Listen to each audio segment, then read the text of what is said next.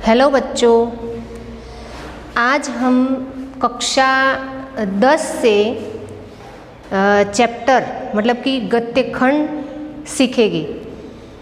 आगे हमने 2 पोएम सीख ली है स्पर्श के भाग 2 से। आज हम पाठ 1 बड़े भाई साहब, इसके लेखक है प्रेमचंद जी। प्रेमचंद मुंशी नाम है इनका। तो प्रेमचंद जी का जो चैप्टर है उन्होंने बनाया है जो आत्मकथा रूपक में बनाया है, यानी कि अपनी ही आत्मकथा जैसे लिख रहे हो वैसे प्रेमचंद जी ने बड़े भाई साहब नामक एक चैप्टर हमें कक्षा 10 से लिया है। वो फर्स्ट चैप्टर है हमारा। तो सबसे पहले हम उसका प्रेमचंद के बारे में थोड़ा इंट्रोडक्शन कर ले। प्रेमचंद जी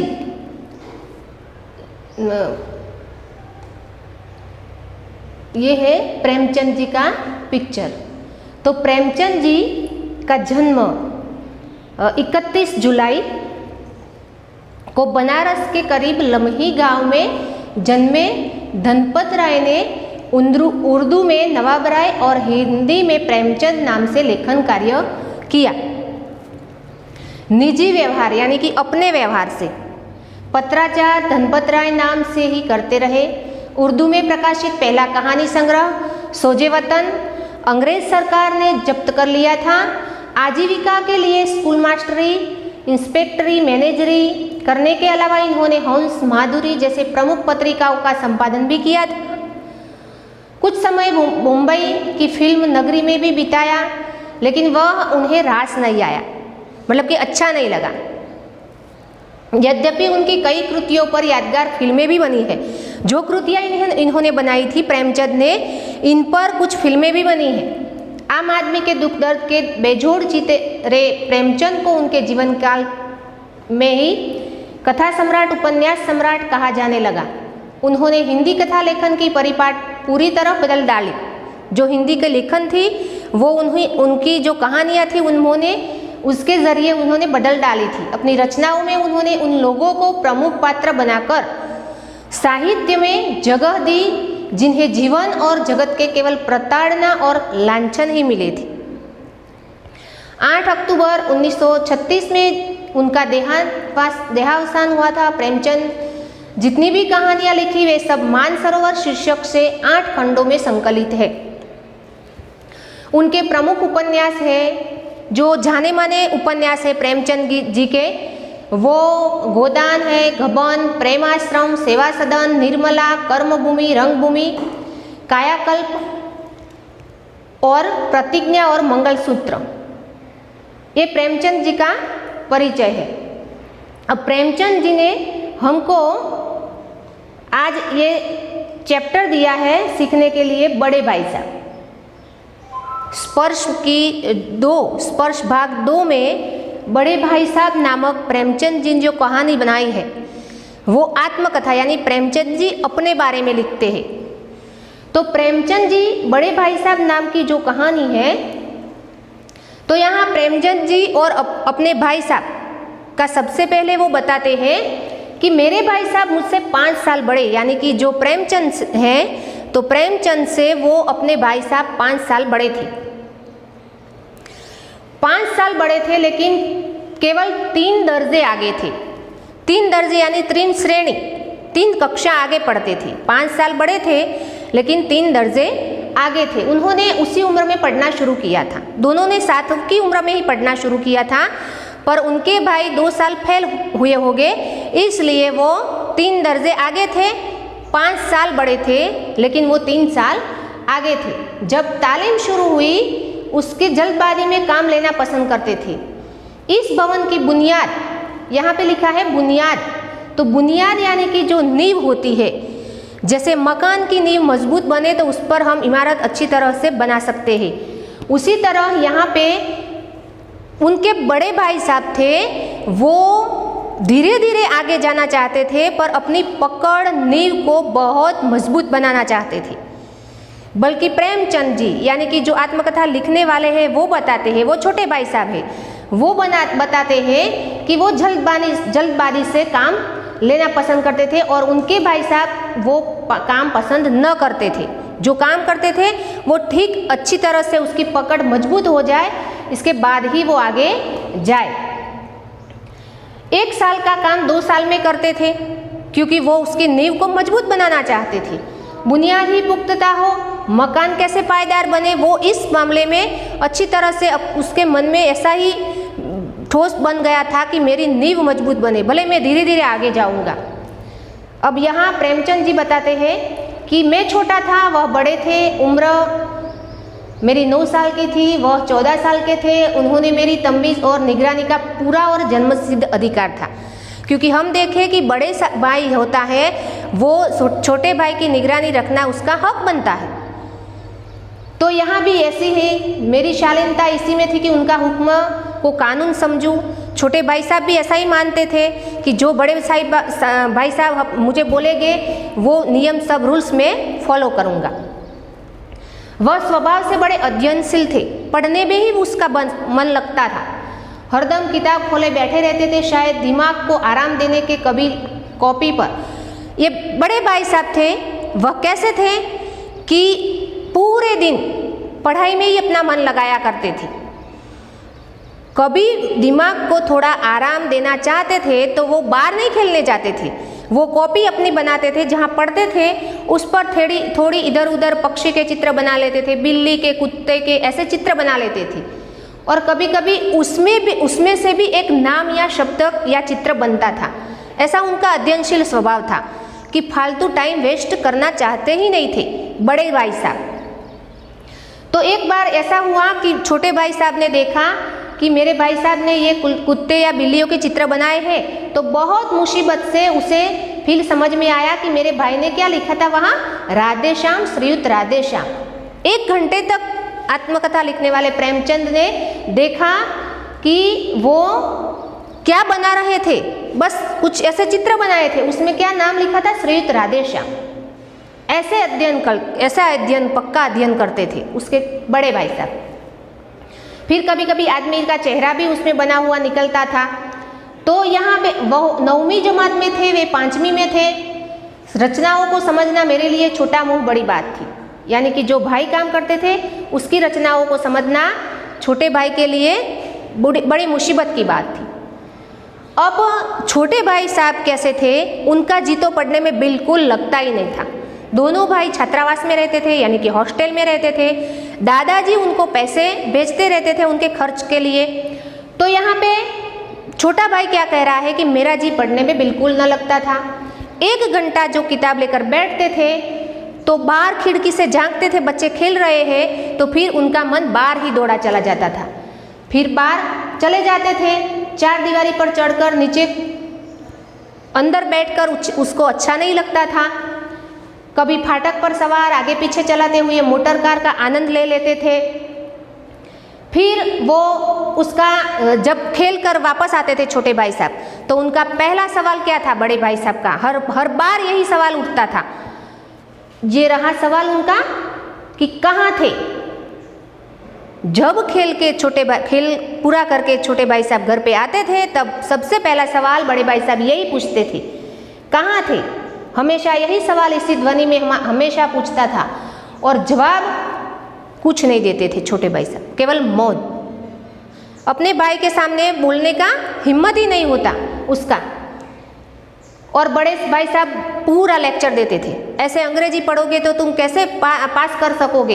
ऐसे बड़े बड़े विद्वान अंग्रेजी पढ़ते थे, उसको भी अच्छी तरह से अंग्रेजी नहीं पढ़नी आई तो तू क्या पढ़ सकोगे। ऐसे लंबा भाषण देते थे और वो छोटे भाई साहब सुन लेते थे, बस केवल मौन। अब आगे देखो कि जिंदगी भर पढ़ते रहोगे तो भी आगे नहीं आओगे, ऐसा कुछ भाषण सुनाते थे।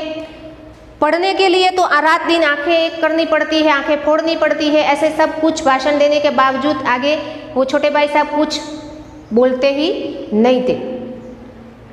बड़े भाई साहब बताते हैं कि इतने मेले तमाशे होते हैं, मैंने कभी मुझे जाते हुए देखा है कभी? मैं कभी जाता हूँ? मैं यहाँ जाऊँगा तो मेरी बुनियाद या नींव मजबूत बनेगी ही नहीं। ऐसे थोड़ी पढ़ा जाता है। हमें यहाँ घर से पढ़ने के लिए भेजा है तो हम हमारा काम अध्ययनशील करना ही है। ऐसे पढ़ोगे तो तुम फेल हो जाओगे। बस ये सब पूरी सुनकर एग्ज़ाम आई तो दोनों भाइयों ने एग्ज़ाम पूरी कर दी। बड़े भाई साहब तो अध्ययनशील थे, पूरे दिन पढ़ते ही रहते थे, रात को भी पढ़ते थे, जब देखो तब किताब इथल उथल करते रहते थे। और छोटे भाई साहब पढ़ते नहीं थे, बिल्कुल ध्यान नहीं था उनका पढ़ने में। फिर एग्ज़ाम में क्या हुआ कि बड़े भाई साहब इतने अध्ययनशील करते थे, इतना अध्ययन करते थे, फिर भी वो फेल हो गए। 3 साल आगे थे, अब फेल हो गए तो कितने दर्जे आगे रह गए? 2 ही दर्जे। और छोटे भाई का क्या हुआ? वो पढ़ाई नहीं करते थे बिल्कुल, फिर भी वो पास हो गए, और पास भी फर्स्ट श्रेणी में पास हुई, यानी क्लास में भी अव्वल आए। तो देखो यहाँ तो नसीब अपना काम कर गया। तो ऐसे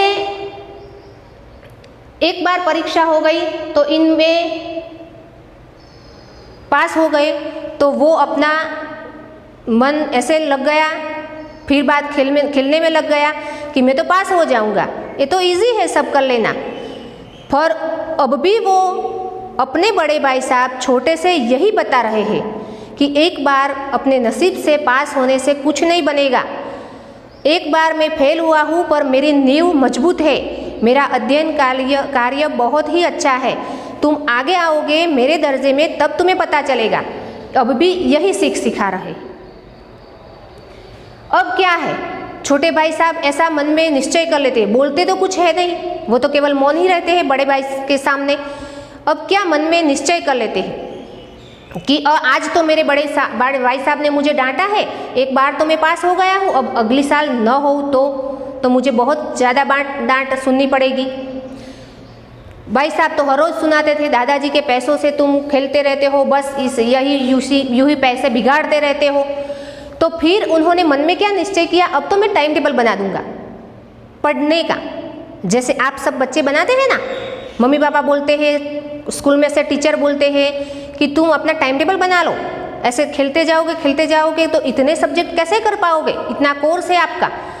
तो हम भी ऐसे करते हैं क्लास में, जैसे आप करते हो वैसे ही यहाँ भी छोटे भाई साहब ने ऐसा निश्चय कर दिया कि मैं आज तो एक टाइम टेबल बना दूंगा कि 1 घंटे चलो मैथ्स पढ़ लिया, उसके बाद चाय नाश्ता कर लिया, साइंस पढ़ लिया, उसके बाद एसएस करूँगा, फिर स्कूल जाऊँगा, शाम को आऊँगा, फिर बाकी के सब्जेक्ट। ऐसे टाइम टेबल तो बनाते हैं, सब बनाते हैं, पर उस टाइम टेबल को बनाना एक बात है और उस टाइम टेबल पे काम करना दूसरी बात है। वैसे ही यहाँ छोटे भाई साहब ने भी ऐसा किया, टाइम टेबल तो बना लिया पर मन तो लगता नहीं पढ़ने में। जैसे ही बार बच्चे की आवाज़ सुनी, खिड़की से बाहर झांके, बस मन बाहर चला गया, बिल्कुल मन नहीं लगता था पढ़ने में। फिर ऐसे टाइम टेबल बना दिया, जैसे 6 से 8 तक अंग्रेजी, 8 से 9 तक इतिहास पढ़ूंगा, फिर भोजन, स्कूल जाएंगे, 3 बजे स्कूल वापस होकर आराम करेंगे, भूगोल पढ़ेंगे, ग्रामर, आधा घंटा हॉस्टल के सामने ही टहलना, सब बना दिया टाइम टेबल में तो। और पर टाइम टेबल को फॉलो करना 10 से 11 तक, ये सा टाइम टेबल बिल्कुल मस्त बना दिया था छोटे भाई साहब ने। तो यहाँ मैंने पहले ही बताया वैसे ही कि टाइम टेबल बना लेना एक बात है और उस पर अमल करना दूसरी बात है। फिर क्या हुआ, टाइम टेबल, आँख फोड़ पुस्तकें, दाव गांती वॉलीबॉल की वह तेजी फुर्ती, वो सब मन में गूंजता रहता था। टाइम टेबल, आँख फोड़ पुस्तकें, किसी की याद न रहती थी। भाई साहब को नसीब थी कि फजीहत अवसर मिल जाता, मैं उनके सोए से भागता। जैसे उनके बड़े भाई साहब सो जाते वैसे ही वो खेलने भाग जाते। जैसे अपने टाइम टेबल के मुताबिक वो पुस्तकें खोलते भी थे, लेकिन उनका मन तो वहाँ था ही नहीं, उनका मन तो बाहर खेलने में ही पड़ा रहता था। फिर बाहर जाके आते थे, फिर वही सुननी पड़ती थी बड़े भाई साहब की, फिर वो बड़ी लेक्चर कि तुम एक बार पास हो गए तो इससे क्या होगा। फिर सालाना इम्तिहान हुआ, भाई साहब फेल हो गए और मैं पास। दूसरी बार भी ऐसा हुआ, नसीब से वो छोटे भाई साहब पास हो गए और बड़े भाई साहब फेल हो गए। भाई साहब की पूरी तपस्या पानी में मिल गई। एक बार तो मन में ऐसा ख्याल आया छोटे भाई साहब को कि अब एक बार भैया फेल हो जाए ना तो हम दोनों बराबर हो जाएंगे, फिर तो हमें भैया कुछ बोलेंगे ही नहीं। पर ऐसा खराब जो ख्याल था वो मन से यूं ही हटा दिया, क्योंकि भाई साहब के बारे में ऐसा सोचना गलत बात है। अब भाई साहब की कुछ बोलते नहीं थे उनको, क्योंकि दिल मजबूत कर लिया। कुछ बोलना चाह रहे थे लेकिन बोल नहीं सकते। लेकिन छोटे भाई साहब की अपने भाई को कुछ नहीं बोल सकते, ऐसा बुरा ख्याल आया मन में, तो वो भी निकाल दिया कि नहीं, मैं मेरे भाई के बारे में ऐसा बोलूँगा नहीं। थोड़ा अभिमान बढ़ गया छोटे को, आत्मसम्मान भी बढ़ा। अब वो उनके मन में ऐसा सोचने लगे कि भाई साहब अब रौब पर मुझ पर रहा नहीं, मुझ पर रौब जमाएंगे नहीं, क्योंकि वो 2 साल फेल हुए और मैं तो 2 साल पास हो गए। अब उनके नज़दीक ही आ गया है हम। फिर वो गिल्ली डंडे खेलने जाते थे। अब एक दिन जब भोर का सारा समय गिल्ली डंडे की बैट करने लगे, ठीक भोजन के समय लौटे, भाई साहब मानो तलवार खींच ली, सामने खड़े हो गए। गिल्ली डंडे खेल के जो छोटे भाई साहब आए ना, तो उनके सामने तलवार जैसे खींच कर बैठे हो ना, वैसे बड़े भाई साहब बैठ गए और मुझ पर टूट पड़े, यानी कि शब्दों से टूट पड़े। बोलते हुए, इस साल पास हो गए तो क्या होगा, इस दर्जे में अव्वल आई तो क्या हुआ, तुम्हारा दिमाग है इसलिए पास हो गए हो, इसलिए घमंड न करना, ऐसी सारी बात सुना दी। इससे कुछ पास होने से बुद्धि का विकास नहीं बढ़ता, इसलिए तो पूरा अध्ययन करना पड़ता है, अपनी नींव को मजबूत बनाना पड़ता है। मैं भले फेल होता हूँ, पर मेरी यहाँ तक की जो नींव है वो हमें अपने जीवन में आगे बढ़ाएगी। ये नींव है हमारी जो मजबूत है। तू पास होते जा रहे हो, इसका मतलब ये नहीं कि तुम्हारी बुनियाद जो नींव है तुम्हारी मजबूत बन गई है, इसका अर्थ ये तुम मत समझना। ऐसा सुनाते सुनाते बड़े भाई साहब है वो रावण का उदाहरण देते हैं कि ये रावण था, वो ये पूरे भूमंडल का स्वामी था, यानी भूमंडल यानी कि पृथ्वी, पूरी पृथ्वी का स्वामी था। ऐसे राजाओं को चक्रवर्ती कहा करते थे, सारी पृथ्वी पे राज करने वाले। आजकल अंग्रेजों के राज का विस्तार बहुत बड़ा हुआ है, चक्रवर्ती नहीं कर सकते, संसार में अनेक राष्ट्रों का आधिपत्य स्वीकार नहीं कर सकते। रावण चक्रवर्ती राजा था, संसार के सभी महीप उसे कर देते थे, बड़े बड़े देवता उसकी गुलामी करते थे, आग और पानी को देवता भी उसके दास थे। रावण इतना चक्रवर्ती था। ये अपने छोटे भाई साहब को बड़े भाई साहब एग्जाम्पल से समझा रहे हैं कि जैसे रावण बहुत बड़ा चक्रवर्ती था, पूरा ज्ञान था उन्हें, फिर भी क्या हुआ कि कोई उसे एक चुल्लू पानी देने वाला भी न बचा। आदमी जो कुकर्म करता है, अभिमान करता है, तो ही आगे बढ़ सकता है। अभिमान किया रावण ने और दिन और दुनिया दोनों से चला गया। शैतान का हाल भी ऐसा ही होता है कि हमें जो कुछ आसानी से मिल जाता है ना, उस पर हम गर्व करने लगते हैं और गर्व अभिमान से हमारा पतन हो जाता है, नाश हो जाता है। ऐसा अपने बड़े भाई साहब छोटे को समझाते हैं कि यहाँ अभिमान हुआ, ईश्वर का उससे बढ़कर सच्चा भक्त कोई नहीं। जहाँ अभिमान होता है उसका अंत हो जाता है।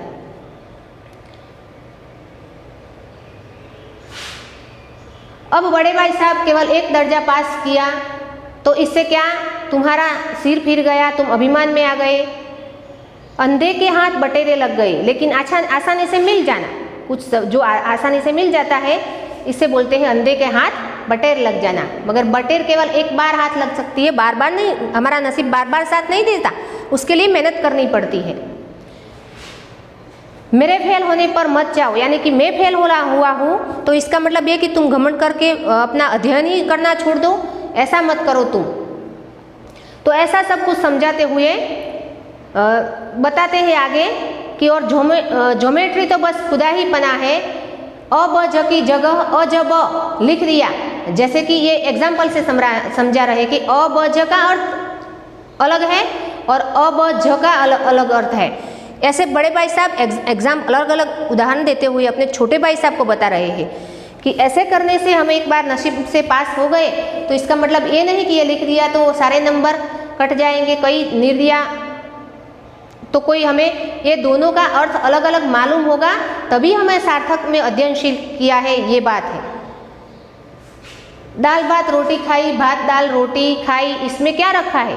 मगर इन परीक्षकों को क्या परवाह है, वह तो वही देखते हैं जो पुस्तक में लिखा हुआ है। चाहते हैं कि लड़के अक्षर अक्षर रट डाले और इसी रटन का नाम शिक्षा है। शिक्षक क्या चाहते हैं कि सारी पुस्तक में फर्स्ट पेज से लास्ट पेज तक जो कुछ भी लिखा गया है वो सब बच्चा रट डाले और वही सच्चा एग्जाम में लिखे, वो है टीचर की मांग। इस रेखा पर वह लंब गिरा दो, आधार लंब से दुगुना हो जाता है, पूछे इस प्रयोजन, दुगुना नहीं चौगुना हो जाएगा, आधा ही रहे।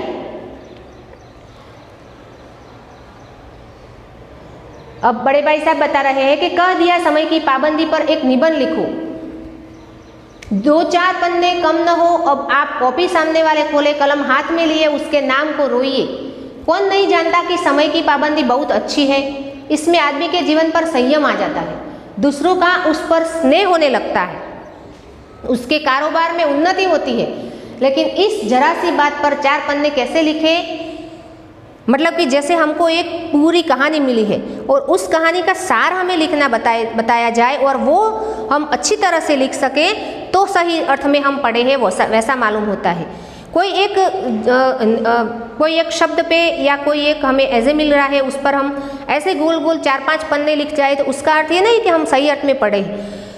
पॉइंट टू पॉइंट हम जब लिखेंगे तभी हमारा पढ़ने का सार्थक होगा, ये बात बन रही। स्कूल का समय निकट था, ईश्वर जाने यह उपदेश माला कब समाप्त होगी। छोटा भाई सोच रहा है कि ये उपदेश दे रहे हैं बड़े भाई साहब, ये कब खत्म होगा। भोजन आज मुझे निस्वाद सा लग रहा था, जब पास होने पर यह तिरस्कार हो रहा तो भैया जो फेल हो रहे थे उस पर हमें दुख भी था।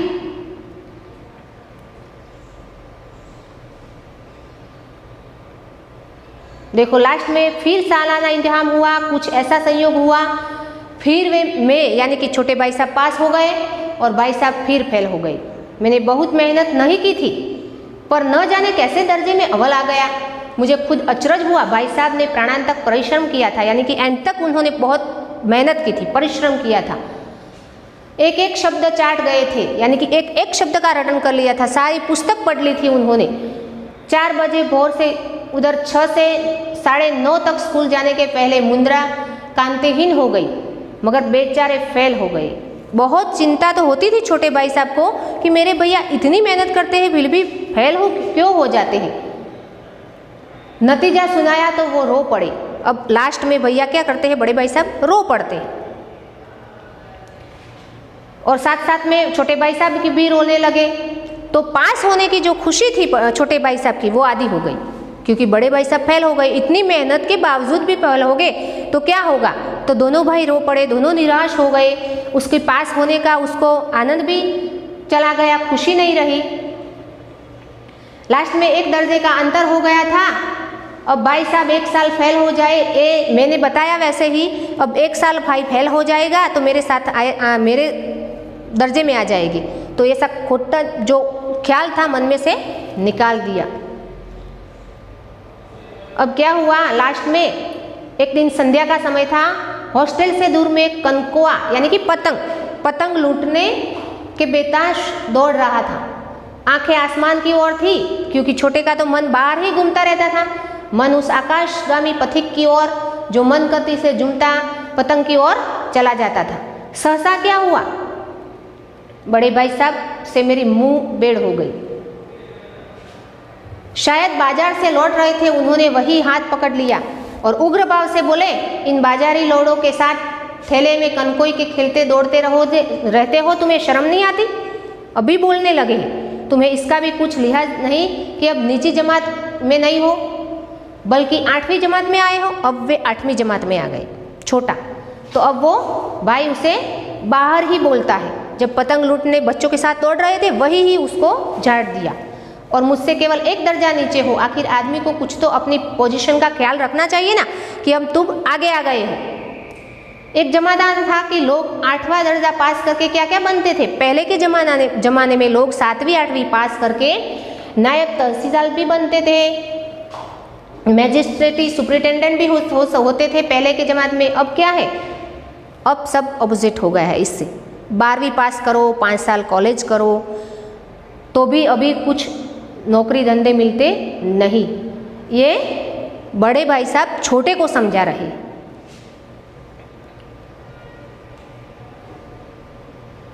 मुझे तुम्हारी इस काम अकली पर दुख होता है। मुझे जहीन हो इसमें शक नहीं, लेकिन वह जेहन किस काम का हो हमारे आत्मगौरव की हत्या कर डाले। तुम अपने दिल में समझते होगे कि मैं भाई साहब से महज एक दर्जा नीचे हूँ। अभी भी बोलते हैं वो कि तुम अपने मन में ऐसा ही समझते होगे कि मैं मेरे भाई साहब से एक ही दर्जे नीचे हूँ। लेकिन ये यहाँ देखो, यहाँ पूरे हमारे जो बड़े भाई साहब हैं ना, वो पाठ का जो सार बताया है वो बता रहे हैं। अब उन्हें मुझको कुछ कहने का हक नहीं, लेकिन यह तुम्हारी गलती है। तुम ऐसा मन में समझते होगे कि मुझे तुम अभी कुछ बोल ही नहीं सकते, तो ये तुम्हारी गलती है। क्योंकि देखो, 1 साल बाद मुझसे आगे भी निकल जाओगे, लेकिन मुझ में और तुझ में जो 5 साल का अंतर है, 5 साल का मुझ में और तुझ में अंतर है, वो तुम निकाल नहीं सकते। और तुम क्या खुदा भी नहीं मिटा सकता। मैं तुमसे 5 साल बड़ा हूँ और हमेशा रहूँगा। मुझे दुनिया का, जिंदगी का जो तर्जुबा है, तुम उसकी बराबरी नहीं कर सकते। जो मैंने ज्ञान लिया है दुनिया का और जिंदगी का, जो जीने का तर्जुबा मैंने सीखा है, उस पर तुम मेरे साथ कभी नहीं आ सकते। भले तुम 1 साल आगे भी क्यों ना हो जाओ मेरे दर्जे से, लेकिन ये जिंदगी का जो तर्जुबा मैंने सीखा है, वो तुम मेरी बराबरी नहीं कर सकते। चाहे तुम MA और DPhil और डिलीट हो जाओ न जाओ, किताबें पढ़ने से ये सब ज्ञान नहीं मिलता। लेकिन हम दोनों चाहे सारी दुनिया की विद्या पढ़ ले, अम्मा और दादा को हम ये अपना उदाहरण देते हुए बड़े भाई साहब बता रहे हैं कि देखो, जैसे मैं तुम्हारे से 5 साल बड़ा हूँ, लेकिन तुम मेरे साथ ये जिंदगी के तर्जुबे के साथ नहीं आ सकते। वैसे भले हमारे अम्मा और दादा पढ़े ही नहीं, पर उसकी बराबरी हम नहीं कर सकते। वो तो हमसे बड़े हैं, इसलिए उसे हमें मान ही रखना है। और उनका जो जीवन का अनुभव है, वो उनका अनुभव हम नहीं ले सकते, उनके साथ हम जा ही नहीं सकते। भले चाहे कितने भी आगे पढ़ के निकल जाए, पर उनकी ज़िंदगी का जो एक्सपीरियंस है वो हम नहीं। जैसे कि जो चाणक्य ने बताया था कि शिक्षक कभी साधारण नहीं होता, प्रलय और निर्माण उसकी गोद में खेलते हैं, और शिक्षक अनुभव से महान बनता है। एक एक नया एक्सपीरियंस पढ़ता है, वैसे शिक्षक नया। वैसे हमारी ज़िंदगी में भी ऐसा है कि हम हमारे अनुभवों से आगे बढ़ते हैं। वैसे तुम केवल दर्जे से मेरे भले आगे निकल जाओ, पर हमारे अनुभव, जैसे मैं तुम्हारे से 5 साल बड़ा हूँ, तो मैंने 5 साल बहुत ज़िंदगी के अनुभव झेले हैं, और वो अनुभव तुम मेरे साथ शेयर नहीं कर सकता। तुम मेरे वो नहीं सीख सकता। तू मेरे जैसा होगा, मेरे से तब भी ये सीखेगा। तो ये अपने दादा और अम्मा का उदाहरण देते हुए वही बताते हैं अपने भाई साहब, उसे समझाते हैं। देव न करे आज मैं बीमार हो जाऊं तो तुम्हारे हाथ पांव फूल जाएगी। क्योंकि ये बड़ा है, वो सीख देता है अपने भाई को। लास्ट में बता रहा है कि मैं आज, देव न करे मतलब कि भगवान ऐसा ना करे कि आज मैं बीमार हो जाऊंगा। यहाँ तेरी देखभाल करने वाला कौन है? मैं हूँ। छात्रावास में दोनों भाई पढ़ रहे हैं, तो ऐसा नहीं कि पढ़ने से आगे हो जाएगा तो उसकी बुद्धि, इसका विकास कैसे बढ़ जाएगा, जिंदगी का अनुभव बढ़ जाएगा। तो यहाँ क्या बता रहे हैं कि तुम्हारे हाथ पांव फूल जाएंगे। दादा को तार देने के सिवा तुम्हें और कुछ सूझेगा नहीं। तो क्या करोगे? दादा को तार करोगे कि भैया बीमार हो गए हैं। लेकिन तुम्हारी जगह दादा हो तो किसी को तार न दे, घबराए न, बदहवास हो, भले खुद मर्ज पहचान कर इलाज करेंगे, उसमें सफल न हुए तो किसी डॉक्टर को बुलाएंगे। बीमारी तो खैर बड़ी चीज़ है, हम तुम तो इतना भी नहीं जानते कि महीने भर का खर्च महीना भर कैसे चलाए। वो एक्सपीरियंस है बुजुर्गों का कि महीने भर का खर्च आता है वो कैसे चलाए।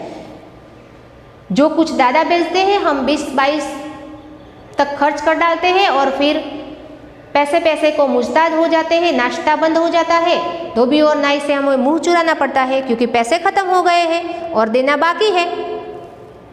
हमारी जिंदगी बस इतने में ही खत्म हो जाती है। तो उसके आधे में दादा हमको जितने पैसे देते हैं उतने आधे पैसे में तो दादा अपनी पूरे साल का खर्च कर लेते थे। अपने हेडमास्टर साहब की देखो, MA की नहीं, और यहाँ के MA ही ऑक्सफर्ड के 1000 रुपया पाते हैं, लेकिन उनके घर का इंतज़ाम कौन करता है? उसकी बूढ़ी माँ। हमारे टीचर का ही देखो, एग्जाम्पल देते हैं कि उसकी सब बूढ़ी माँ चलाती है उसका घर। हेडमास्टर साहब की डिग्री यहाँ बेकार हो गई। पहले खुद घर का इंतज़ाम करते थे, खर्च पूरा न पड़ता था, कर्जदार रहते थे। जब से उनकी माताजी ने प्रबंध अपने हाथ में ले लिए, माताजी घर चलाने लगी। तो ये सीख दे रहे बड़े भाई साहब अपने भाई को, छोटे भाई को, क्या पढ़ लेने से कुछ हमें जिंदगी की सीख नहीं मिलती यहाँ पे। तुम यो न पाओ तुम में थप्पड़ दिखाकर इसका प्रयोग भी कर सकता हूँ। मैं जानता हूँ कि तुम्हें मेरी बात जहर लग रही हो। बड़े भाई साहब बता रहे थे, मैं तुम्हें जो हर दिन बोलता जाता हूँ तो ये मेरी बात तुम्हें विष जैसी लगती हो, जहर पसंद ही ना आती हो। पर क्या है, मैं उनकी इस नई युक्ति से नतमस्तक हो गया। मैं आज सचमुच अपनी लघुता का अनुभव हुआ और भाई साहब के प्रति मेरे मन में श्रद्धा उत्पन्न हो गई। इतने दिनों से भाई साहब के प्रति जो जहर था, मतलब कि भाई साहब बोलते रहते, आज मेरे भाई साहब बोलते थे फिर भी मुझे ऐसा नहीं हुआ, मैं नतमस्तक हो गया। और फिर क्या हुआ, मैंने सजल आंखों से कहा, हरगिज नहीं, आप जो कुछ फरमा रहे हो वह बिल्कुल सच है। ऐसा बोलने लगे छोटे भाई साहब अपने बड़े भाई साहब कि बड़े भाई साहब मुझे माफ़ कर दो, आप जो कुछ भी बोल रहे हो वो सही है और आपको उसके कहने का अधिकार है क्योंकि आप मुझसे बड़े हैं। भाई साहब ने मुझे गले से लगा लिया। लास्ट में दोनों भाई साहब एक दूसरे को गले लग गए और वो कोई मतलब कि बड़े भाई साहब हाइट में बड़े थे, इसलिए वो पतंग कट के जा रही थी, वो उन्होंने पकड़ ली और पकड़ के वो दौड़ते भागते घर की तरफ, छात्रावास की तरफ, और उनके पीछे पीछे अपने भैया भी चले गए। तो ऐसे पूरी जिंदगी कैसे जी जाती है, भले हम कितना भी पढ़ लें, कितनी भी डिग्रियां प्राप्त कर ले, पर जो जीवन का जो अनुभव होता है, हमारी ज़िंदगी जीने का जो तरीका होता है, वो तो हमें बड़ों से ही मिलता है। तो यहाँ भी बड़े भाई साहब बड़े ही रहे, भले पढ़ने में उससे समकक्ष आ गए, लेकिन बड़े बड़े ही रहते हैं, हमें उसका मान देना चाहिए। हमारे परिवार में भी, हमें सब परिवार में हमारे बड़े जो बुज़ुर्ग होते हैं उनका हमें पूरी तरह मान रखना चाहिए। बड़े बड़े ही होते हैं, उनकी हम बराबरी नहीं कर सकते। Thank you.